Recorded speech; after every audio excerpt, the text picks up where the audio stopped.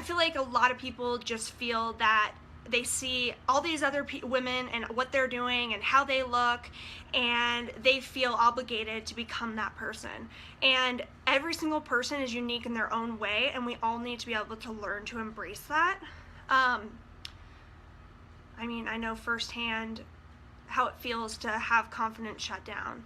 So I really want to get into this, but I don't want to start unless everybody's here. So if you could let me know you're watching, that would be awesome.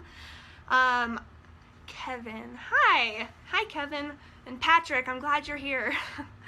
And you're self-conscious about your eyebrows. Well, there's no need to be. But anyways, I just want to, I'm gonna go ahead and get this live on my page. Let's see. Just, again, I'm waiting for a couple more people to get on. But, I guess I can get started. Oh, Julia. Hi, Julia. I'm so glad all you guys are joining. I feel like I'm hoping this video is going to be empowering for a lot of people, so I hope you take the time to watch it and just listen to what I have to say. I really don't know exactly what I'm going to say. I'm kind of winging this, but I've just felt like I want to do a video on this topic. Hey, Sarah. Okay, well, let's see. Sorry, I'm trying to share this to let everybody know that this is starting. Okay, so my biggest confidence downer, especially during middle school and high school, was mean people on the internet. And I know that seems silly because cyberbullying is, number one, they're not having the nerve to actually come up to your face, and number two, it's all over the internet. So it's not like it's physical, and it's not like it's in your face scariness, but it is still so horrible to go through. I remember being in middle school and having this group of girls who would just terrorize me. They would say I mean, I didn't even have a Facebook in middle school, but the second I got a Facebook, they were telling me how I was editing all my pictures and how I really truly wasn't beautiful, and I just put on a ton of makeup and used every filter I could to make myself appear not ape-like, which is just nice. And I also was called a witch, which was just, you know, that's just not cool. And I felt like I was all alone, and I felt like I had absolutely nobody there for me. And during middle school especially, I was receiving all kinds of crazy death threats. Like literally, people were calling my house and telling me I should go kill myself because I was so ugly and I was such a horrible person that I deserved to die.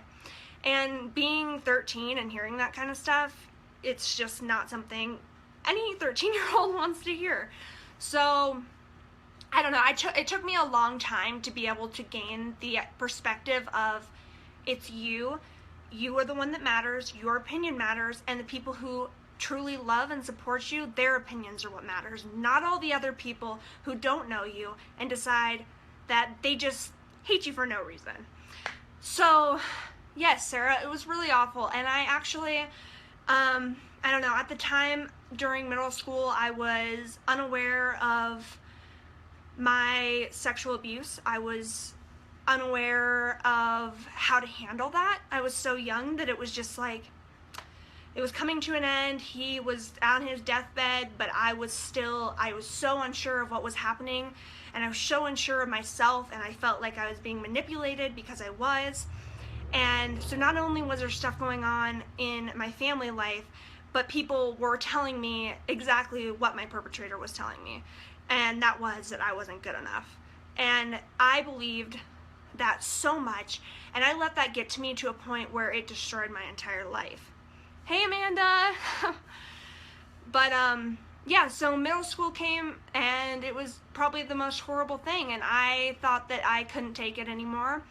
And I was going through so much at the time that I ended up having to leave my 7th grade year because bullying just got so out of control. And I was to a point where I thought I shouldn't be alive. I just was done. And I was hospitalized. Hey, Bianca, you guys are so sweet. Anyways, I was hospitalized for, let's see, 3 months, and week in and week out. I was in and out of the hospital trying to figure out what was wrong with me, why I couldn't gain any feelings of desire. I felt like I was too young to be feeling like this.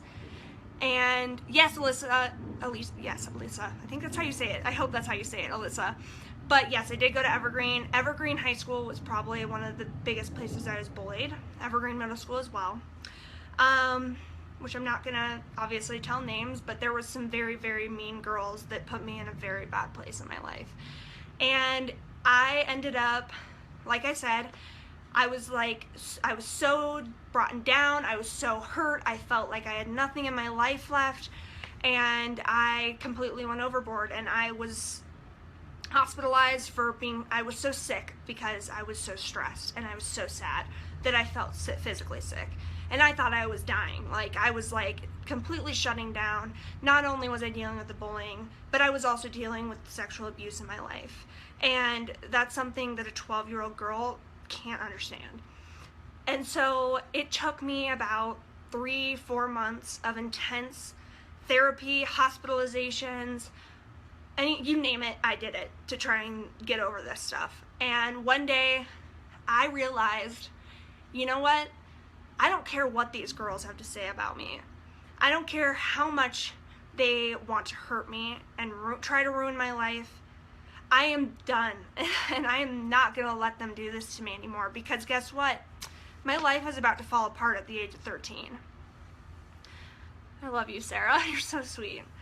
And Alyssa, I'm trying to read these comments as I'm talking because I keep losing my train of thought, but you know.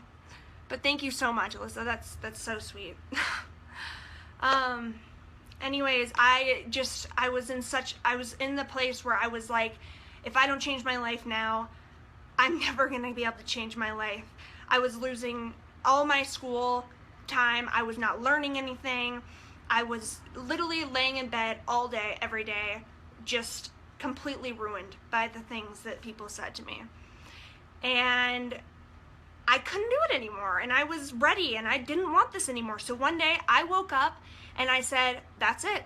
I'm not gonna feel like this anymore. I'm getting up and I am gonna get my butt in gear and I'm gonna work on myself. And I went and I found my horses. I began riding horses. I began trying to empower other women while trying to empower myself. I began doing all kinds of different things. I taught kids how to ride a horse. Just anything I could do to help other people helped me build myself. And that was something that took a lot. But I was able to do it, and I think being able to do that at such a young age made me able to become the person I am today. Thank you, Amanda and Sarah and Bianca. You guys are all so sweet. Thank you so much. I really appreciate it. What am I getting to? I'm trying to I wasn't really sure what I was going to say in this video. I have a lot to say, but anyways, over the last week or so since I've started my makeup company, I've been experiencing a little bit of this bullying again. People telling me that I'm insecure, and that's why I'm posting pictures of myself 20 times a day, which I don't do, by the way. But people telling me that I was being annoying and that they didn't want to be my friend on Facebook anymore because I was just driving them crazy and they were sick of getting sale quotes. And that's not at all what this is. And if you know who I truly am, and if you know what I'm doing this business for, then you are aware of that.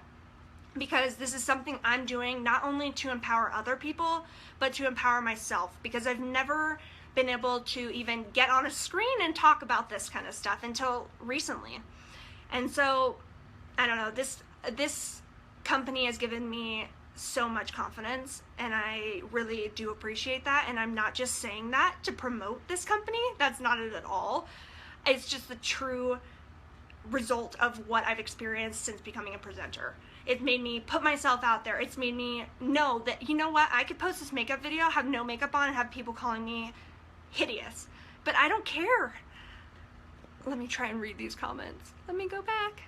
Yes, people are ridiculous. I don't know why anyone would say anything like that, Amanda. It's just, I don't know. People have their own problems in life, and I feel like I have to just let that go. And sometimes it's really hard. But, you know, at the end of the day, you gotta do what makes you happy. And I quit trying to make people happy other than myself when I realized when I was 13 years old that I was ruining myself by caring about everybody else. And so confidence is the most beautiful quality. You could slap on as much foundation, as much lipstick, as much eyeliner, as much mascara as you want, but if you walk out like that and you don't have the confidence inside your heart, there's nothing behind it. You have to believe in yourself and know that no matter what anyone says, no matter what anyone does, no matter how many times people tell you you can't do it, you can do it.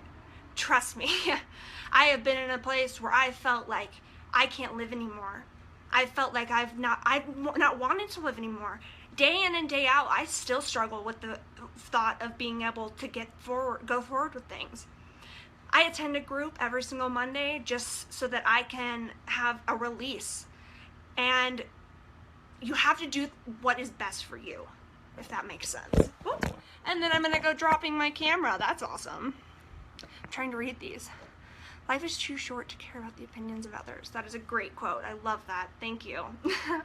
It's true, because at the end of the day, the longer you wait and care about everybody else's opinions, and the more and more you try to please everybody, you'll soon realize you're 50 and you haven't gotten anything done because all you've done is worried about making everybody else happy.